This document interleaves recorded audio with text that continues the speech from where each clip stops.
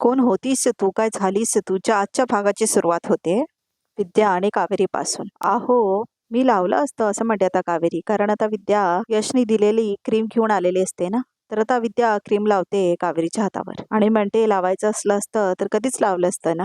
हे घ्या असं म्हणून लावते ती आता मलहम कावेरीच्या हातावर. तर आता कावेरी बघत असते विद्याकडे आणि विद्या मात्र फुकत असते तिच्या हातावर, मरहम लाव ताई असं म्हणते आता कावेरी. थँक्स म्हणायचंच असेल ना तर काय असं म्हणते आता कावेरी. तर मलाच म्हणा असं म्हणते आता विद्या. मुळात थँक्स म्हणायची काय गरजच नाही आहे असं म्हणते आता विद्या. ताई म्हणताना झालं मग असं म्हणते आता विद्या. थोडी फंकर मारा म्हणजे बरं वाटेल असं म्हणते आता विद्या. तर आता विद्या मेसेज करते यशला. मलम लावलाय कावेरी बहिणीच्या हातावर असं म्हणून मेसेज करते ती आता यशला. विद्या, कावेरी बहिणी पण कुकर कसा काय फुटला असं म्हणते आता विद्या कावेरीला. म्हणजे तुम्ही कुकरमध्ये पाणीच टाकणार नाही ह्यावर बाई माझा विश्वास नाही आहे असं म्हणते आता विद्या. मलाही कळत नाही आहे माझ्या हातून अशी गडबड कशी काय झाली असं म्हणते आता कावेरी. पाणी तर टाकलं होतं मी, पण कदाचित विचारात होते म्हणून कमी पडलं असेल पाणी असं म्हणते आता कावेरी. विचारात? कसल्या विचारात असं म्हणते आता विद्या. विद्याताई असं म्हणून आता फोन घेते कावेरी आपल्या हातात. अहो वहिनी, तुम्ही मला व्हिडिओ पाठवलं पण तुम्ही हा व्हिडिओ नीट पाहिलाच नाहीत असं म्हणते आता कावेरी. आणि विद्या म्हणते म्हणजे तर आता परत दाखवते कावेरी व्हिडिओ विद्याला. आणि आता विद्या तो व्हिडिओ बघते. तर आता त्या व्हिडिओमध्ये विद्याला दिसतं की अमृतानेच तो हार सुलक्षणाच्या बॅगेत टाकलेला असतो. तर आता विद्या म्हणते ही अमृता आहे ना, कसली डेंजर आहे हो ही, माझ्या पिशवीत हिने हार टाकला होता असं म्हणते आता विद्या. डॅम्बिस, चला आत्ताच्या आत्या माकडे चला सगळं सांगू त्यांना असं म्हणते आता विद्या. तर आता इथे सुलक्षणा आपल्या खोलीमध्ये बसलेली असते आणि आपली औषधं घेत असते. तर आता कावेरी आणि विद्या खोलीच्या बाहेर थांबलेल्या असतात सुलक्षणाच्या. आणि आता कावेरी नॉक करते. कोण आहे या तसं म्हणते आता सुलक्षणा. तर आता इथे विद्या आणि कावेरी आत येतात सुलक्षणाच्या खोलीत. तर आता कावेरी येऊन थांबते सुलक्षणाच्या समोर. आणि विद्या आपण तुमच्याशी बोलायचं होतं असं म्हणते आता कावेरी. आता काय उद्योग केलेत आपण म्हणून माझी माफी मागायला आला तसं म्हणते आता सुलक्षणा डोबणा मारत. सारखा काहीतरी चुका करायच्या आणि माफी मागायची, दुसरं येते काय असं म्हणते आता सुलक्षणा. काहीतरी दाखवायचं होतं असं म्हणते आता कावेरी. हा, अगं सकाळी एवढा चमत्कार दाखवला ना आम्हाला, कुकर फुटता फुटता राहिला असं म्हणते आता सुलक्षणा. हा व्हिडिओ बघता का असं म्हणते आता कावेरी. कसला व्हिडिओ असं म्हणते आता सुलक्षणा. त्या दिवशी पालखीच्या चोरीचा आळ तुमच्यावर आला त्याचा व्हिडिओ आहे असं म्हणते आता कावेरी. आणि तो व्हिडिओ आता दाखवते सुलक्षणाला. तर आता तो व्हिडिओ बघते सुलक्षणा आणि बघते अमृताने कसं तिच्या बॅगेमध्ये तो हार टाकलेला असतो. तर आता विद्या आणि कावेरी एकमेकींकडे बघतच असतात. मात्र सुलक्षणा तर तो व्हिडिओच बघत असते. सुलक्षणाची काहीच रिॲक्शन नसते त्या व्हिडिओवर. तेवढ्यातच तिथे अमृता येते. तर आता सुलक्षणा अमृताकडे बघते आणि तो व्हिडिओ दाखवते आता ती अमृताला. तर अमृता पण तो व्हिडिओ बघते.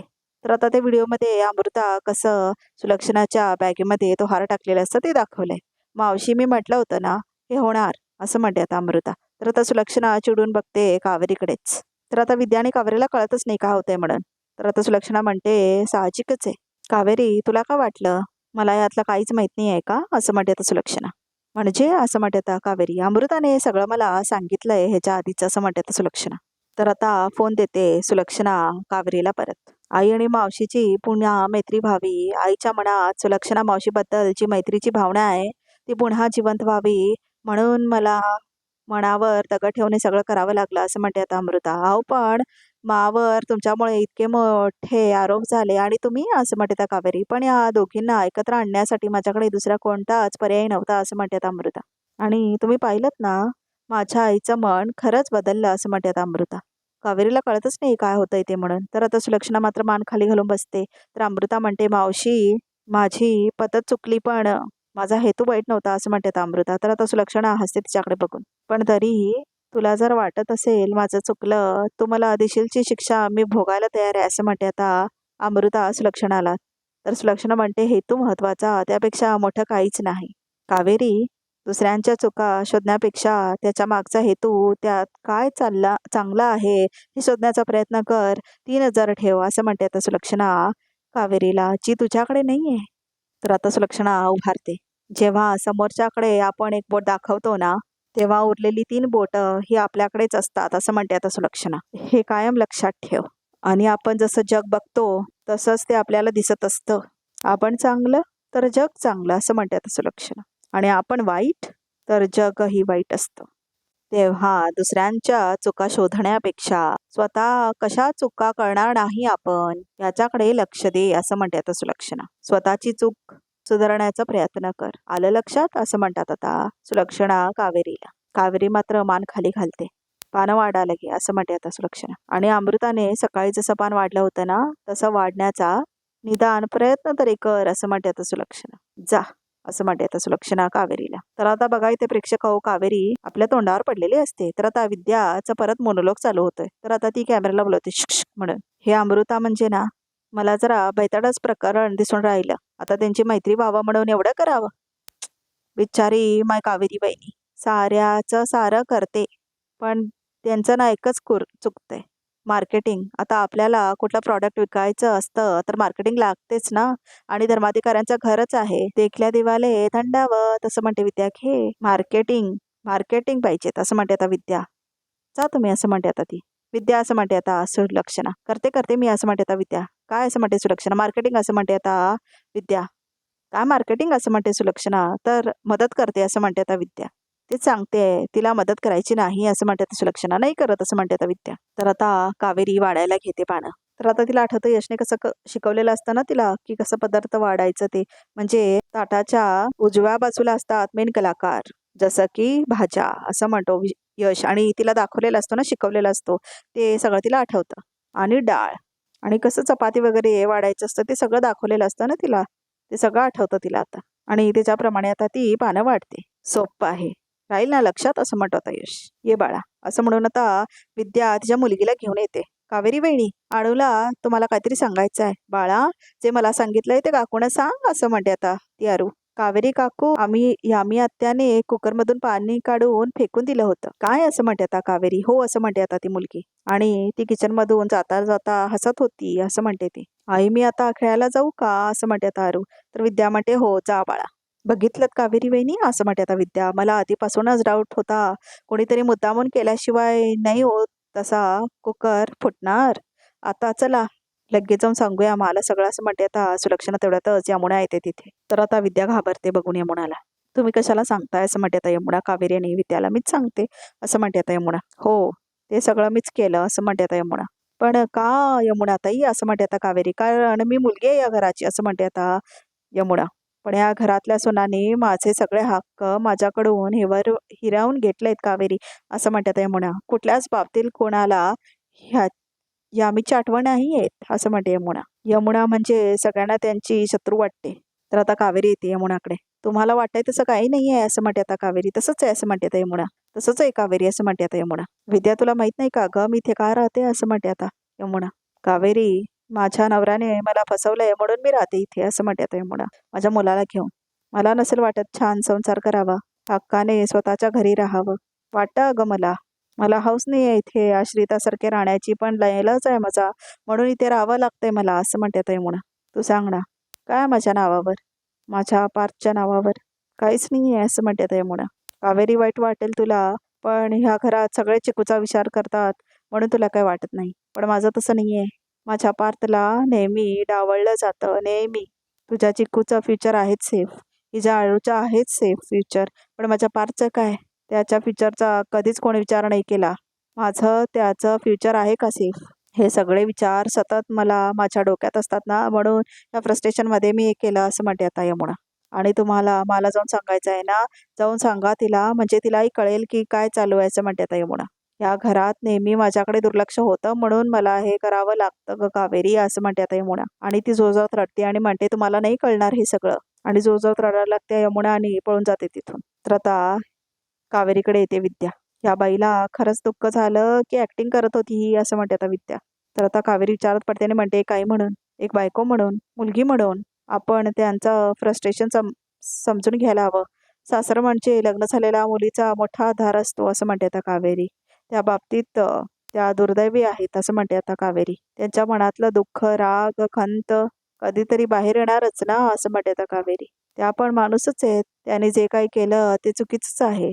पण त्यांना जे वाटतंय ते चुकीचं नाही आहे असं म्हणते आता कावेरी. बाहेरच्या प्रत्येक गोष्टीत त्यांचं सुद्धा तेवढाच हक्क आहे असं म्हणते आता कावेरी. मी माशी बोलते त्यांच्या बाबतीत असं म्हणते आता कावेरी. कावेरी वेणी असं म्हणते आता विद्या. तुमच्या ना पाया पडते मी असं म्हणते आता विद्या. मग कमाल आहात तुम्ही कमाल आहात. जी बाई तुमच्या वाईटावर उठली आहे तुम्ही त्यांची वकिली करायला जातंय तेही माझ्याजवळ असं म्हणते आता विद्या. तर कावेरी म्हणते आपण माणसाची दुःख समजून घेतली ना तर त्यांच्या वागण्याचा तेवढा त्रास नाही होत असं म्हणते आता कावेरी.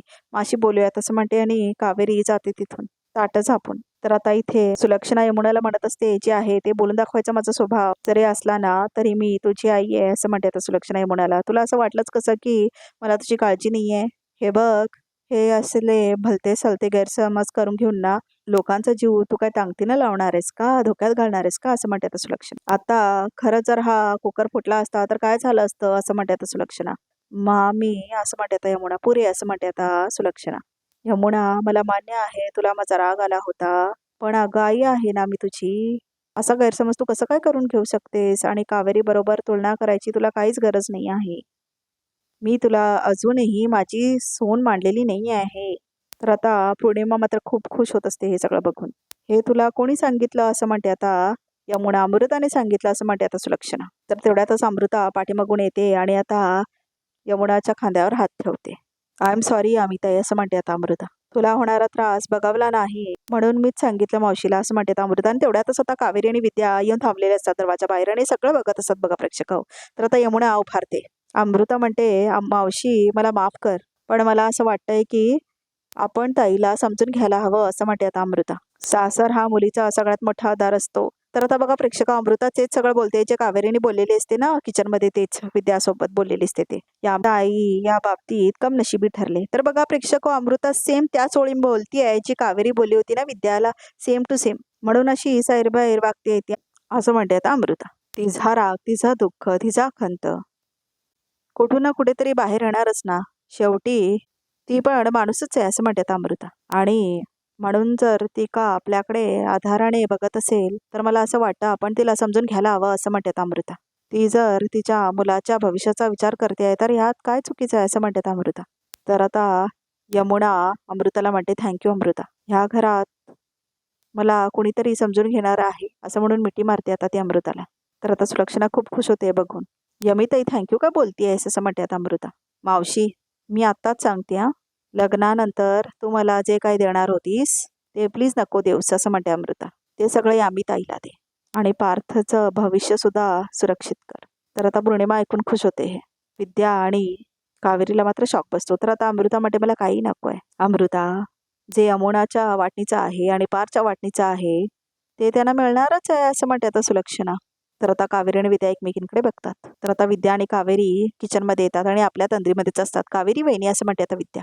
तुमच्या इथं लक्षात आलंय का असं म्हणते आता विद्या. काय असं म्हणते आता कावेरी. घरात जे काही हे घडतंय ना ते फक्त विचित्र नाही आहे. मला असं वाटतंय कोणीतरी विचार करून हे सगळं घडवून आणतंय असं म्हणते आता विद्या.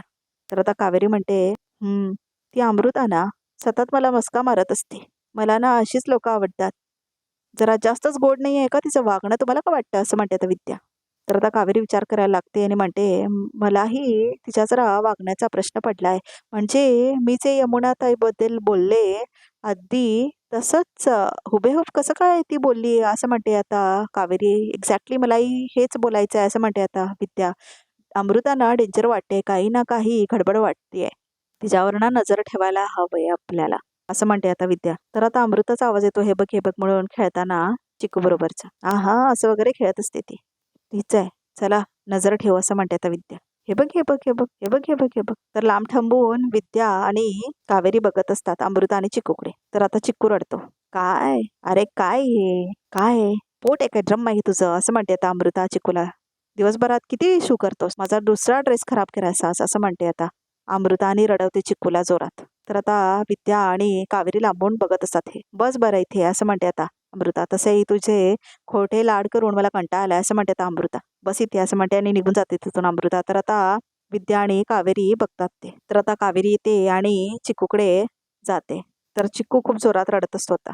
तर आता विद्या करत असते. पाहिलात वहिनी आपला अंदाज खरा ठरला. ही ऍक्टिंग करते ऍक्टिंग छिपरी असं म्हणते आता विद्या. असं कोणी कसं काय वागू शकतं लहान मुलासोबत असं म्हणते त्या कावेरी. तर विद्या म्हणते नाहीतर काय माझ्यासमोर कशी ऍक्टिंग करत होती. अहो लहान मुलं शू करतातच चालतं मला. आली मोठी शहाणी.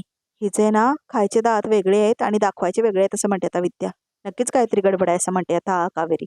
तर आजचा भाग इथे संपतो. तर बघूया तर रिकॅपमध्ये काय आहे ते. तर आता इथे कावेरी जास्वंदीचं फूल काढून घेत असते. तर आता तेवढ्यातच तिथे यश येतो आणि तिला आता स्वतःच्या हाताने उचलतो आणि आता ती जास्वंदीचं फूल काढून घेते. तर आता यश आणि कावेरी एकमेकांकडे टक लावून बघत असतात. तर आता इथे कावेरी तेल बनवत असते. बाबांच्या गुडघ्यांना या तेलाने नक्की आराम मिळेल असं म्हणते आता कावेरी आणि तेल लावते आता ती सुलक्षणाच्या नवऱ्याच्या पायाला. बघितलेस ना भाऊजींना केवढा त्रास होतोय ते, असं म्हणते आता ती कावेरीला. तर आता कावेरीला सुलक्षणा म्हणते, तूच बनवलेलंस ना ते तेल? तर आता कावेरी म्हणते, मा या तेलामध्ये काहीतरी गडबड आहे असं म्हणते आता कावेरी. तुला एवढी जर खात्री असेल की कोणीतरी ह्याच्यामध्ये काहीतरी मिसळलंय तर मला सिद्ध करून दाखव असं म्हणते आता सुलक्षणा कावेरीला. तर आता रिकॅप सुद्धा इथे संपतो. तर प्रेक्षक हो, या चॅनलला नक्की सबस्क्राईब करा.